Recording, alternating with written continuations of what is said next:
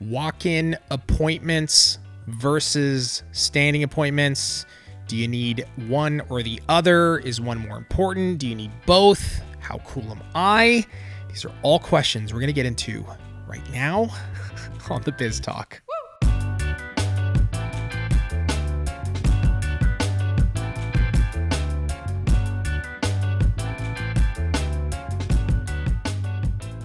Tracey. Why? Tracey. Why? The last question being the most important. It's actually not even a question. It's more of a just like how much? Like how cool am I? Like I know I'm cool, but how much, Tracey? Let's start with that because it's very important that we all know and understand this fact. You've only been back for a day and I'm ready for you to leave. That's how cool you are. I've been out for a couple weeks. Unfortunately, I got COVID and Tracey was here. Living her best life. Woo! Dude, what was it like? It was quiet. It was quiet, right? It was very quiet. And I could focus. Yes, and get stuff done. And get stuff done. Without me interrupting you every 5 seconds. I would call you though. And it was slightly boring. Slightly. Just a smidgen. Well, that right there, you just admitted cool factor to the ceiling. Thank you, Tracey, for being a fan. I think I just admitted that I like pain. All right. Let's dive into walk-ins versus standing appointments. And when we say standing appointments, we mean like basically building a repeat customers. They have their set appointment each time. Yeah. They got their set appointments each time. So I've seen some salons where it's like no walk-ins. Yeah, I've seen You that. know? What's Why? Yeah, well let's talk about that. Like what's the deal? What's your take on just walk-ins in general? Like having walk-in clientele as a salon? I think it's great. Like if I need a client and they walk in, it's been, wow, meant to be. Like, I will take your money. Well, I mean, what you're trying to do is ultimately when you get started, you're trying to build a clientele. I want people. You want people. I just want people. Right? And if somebody walked through the door right now and said, I want to buy nail products. Get out. You need to leave the premises immediately. Actually, right now we would. You can't buy products right now, but that's just because of COVID, right? Like we have very specific rules. We used to actually have people come all the time and pick up products and shop in the store. We can't do that anymore for the time being. But if your business is to look for clients and part of your marketing is your location and it's your store and it's your signage in front of your building. So, or your studio. So if somebody drives and they're like, oh, nails. And then they park their car. Let me go see. Walk in. Do you guys get out? But isn't this a nail? Get out. You need an appointment. Go walk outside and I want you to call me on the phone and I want you to make an appointment. Right now, they go outside and they're like, no, I just not. came in. Can I get it? Absolutely, you can make an appointment. Gosh. I have an availability right now. As a matter of fact, why don't you come on in? They come in. You're like, hey, how's it going? I'll get you a glass of wine. Like, dude. But they wouldn't walk out and call. They just walk out and get in their car. I get it. I just have that scenario in my head. You always have these like elaborate.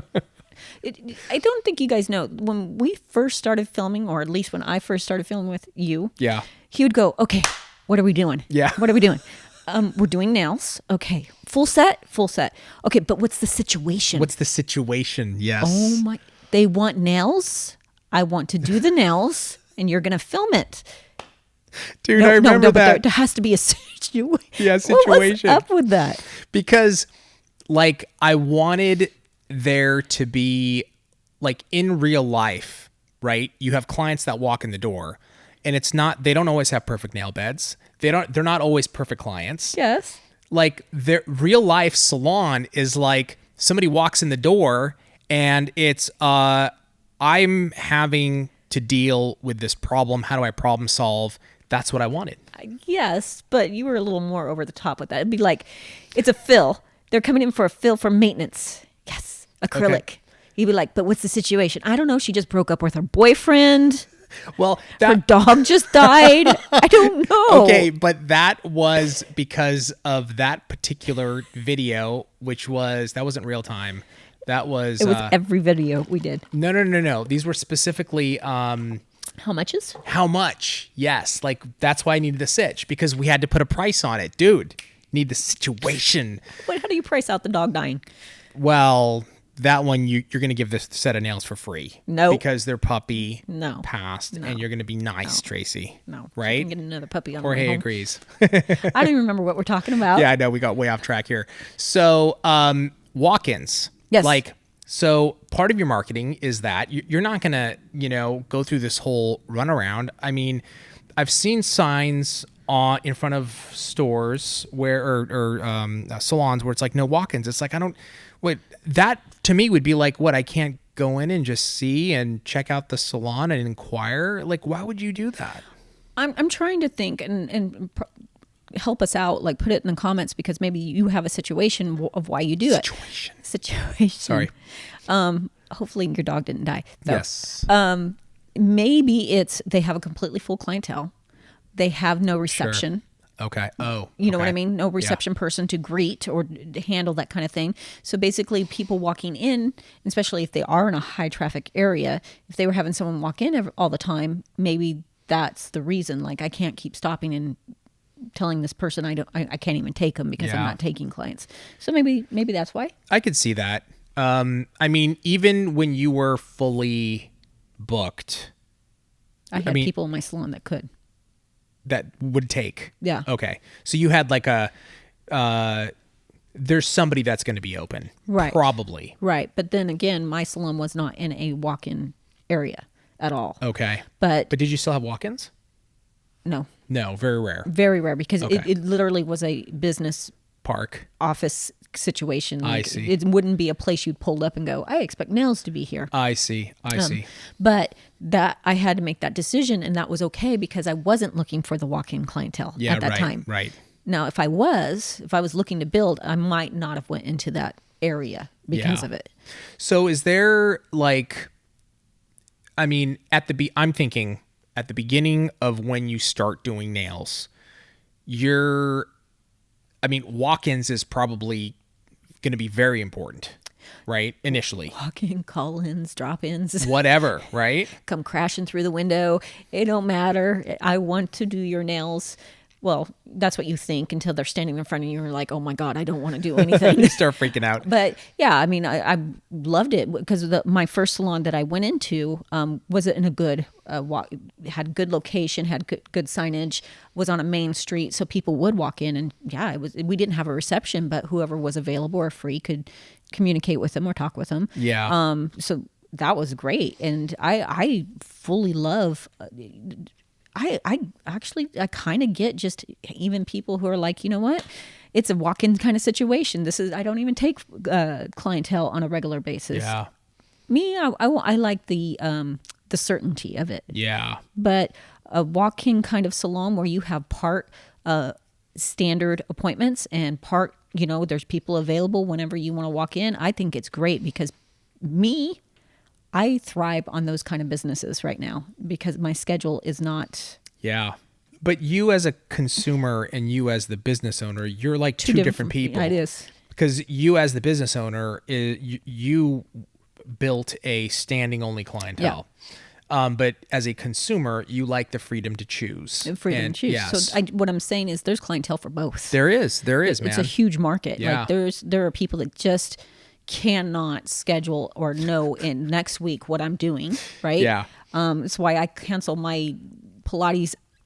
I'm surprised they haven't kicked me out. I pay every time I'd kick you out. Every time I don't show up or cancel last minute, I pay,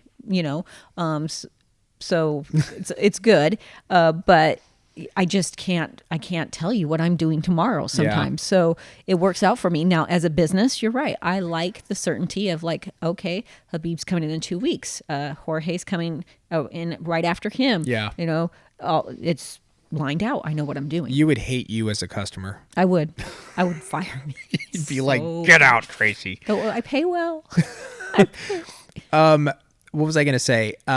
So like, it's really interesting, the different types of customers out there, right? Like, I used to only go to places that would cut hair that I didn't need an appointment. I hated making an appointment, and I would just call 3 or 4 different ones and be like, you have availability right now? Yes, I do. Okay, I'll be there in 15 minutes. Okay, cool. Boom, go. Yeah. Right? Now, I hate just like walking into a place because, or this last minute, I'm like, I want to call. I want to actually, I love going on the website, and I think I've mentioned this a couple times, but I pay more money. It's not cheap, you know, for me to get a haircut, but I love the place, the environment.